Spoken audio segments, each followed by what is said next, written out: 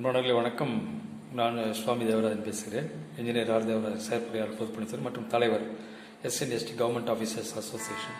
இன்னைக்கு 4/26/11/2020 மணி இப்போ 2 சற்று முன்பு நான் சன் நியூஸ் சேனலில் லைவ் நியூஸ் பார்த்து கொண்டிருந்த பொழுது அதில் செண்பகத்தோப்பு அணை போலூர் பக்கத்தில், எங்கள் சொந்த ஊர் போலூர் தான், போலூர் பக்கத்தில் செண்பகத்தோப்பு அணை கட்டப்பட்டிருக்கு. அது முதல் முறையாக இன்னைக்கு சர்க்குலஸ் ஆகி இருக்கு. முழு கொள்ளளவு விட்டு தண்ணீர் திறந்து விடப்பட்டிருக்கு. அதுக்கு செண்பகத்தோப்பு அணையை கட்டிய இன்ஜினியர் அயனன், அப்போ நானும் செண்பகத்தோப்பு அணையை கட்டியதில் எனக்கும் பங்கு உண்டு. நான் 2006 சென்னை ரீஜனில், சென்னை மண்டலத்தில் ஆஃபீஸர் டெக்னிக்கலாக இருந்தேன்.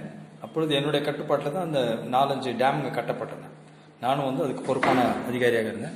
அதில் செண்பகத்தோப்பு அணை ஒன்று, மோர்தான் அணை, கிழவரப்பள்ளி ரிசர்வாயர் இவையெல்லாம் கட்டப்பட்டு கொண்டிருந்தன. அதில் இந்த செண்பகத்தோப்பு அணை அப்போது கட்டினது என்ஜினியர் அயனன் என்பவர், மிக சிறந்த பொறியாளர். ஆனால் அப்பொழுது இருந்த ஒரு அரசியல் பிரச்சனையால் அவருக்கு ஒழுங்காக ரிட்டையர் ஆக முடியாமல் போயிடுச்சு. ஆகவே இந்த நல்ல செண்பகத்தோப்புலேருந்து சர்ப்ளஸ் ஆனதுனால என்ஜினியர் அயனன் அவர்களுக்கும் அவரோட டீம் ஆஃப் என்ஜினியர்ஸ்க்கு என்னுடைய வாழ்த்துக்கள். கட்டினவங்களும் அநேகமாக இப்போ ரிட்டையர் ஆகிட்டு இருப்பாங்க.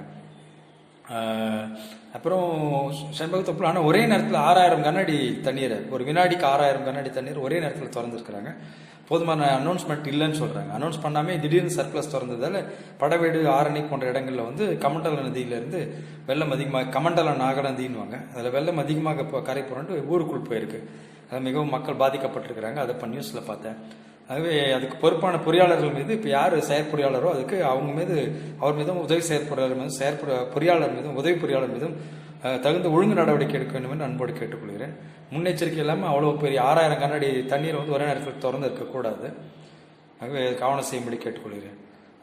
இது ஒரு செய்தி. அதே நேரத்தில் இன்னைக்கு என்னோட முருகானந்தம்ன்றவர், திருச்சியினுடைய அமைப்பு செயலாளர், மக்கள் நீதி மையத்தினுடைய அமைப்பு செயலாளர் முருகானந்தம் அவர்கள் என்னோட நேரடியாக தொலைபேசியில் தொடர்பு கொண்டார். ஆகவே நான் கொடுத்த ஒரு வாட்ஸ்அப் மெசேஜுக்கு அவர் அவ்வளோ அழகாக ரெஸ்பாண்ட் பண்ணி பேசியிருக்கிறாரு. மக்கள் நீதி மையம் நல்லா எஃபெக்டிவாக செயல்படுகிறது என்பதற்கு ஒரு உதாரணம். அதாவது கீழ்மட்டத்தில், அடிமட்டத்தில் இறங்கி அவங்க வேலை செய்யணும்னு சொல்லிட்டு வாழ்த்துக்கிறேன். இந்த நியூஸ் நான் மக்கள் நீதி மையத்தினுடைய ஃபீட்பேக்குக்கும் அனுப்புகிறேன். ஆகவே இங்கே திருச்சி மண்டலத்தில் நம்முடைய முருகானந்தம் அவர்கள் நல்லா செயல்பட்டு இருக்கிறாரு. இன்னும் களப்பணி ஆற்ற வேண்டும் என்று சில விஷயங்கள்லாம் அவர்கிட்ட பேசியிருக்கிறேன். ஆகவே இப்போ இருக்கக்கூடிய எடப்பாடி பழனிசாமி அவர்களுடைய ஆட்சியில் இது மாதிரி என்னப்பா நேர்மையான பொறியாளர்கள்லாம் பதவி இல்லாமல் பண்ணி வச்சிருக்கிறாங்க.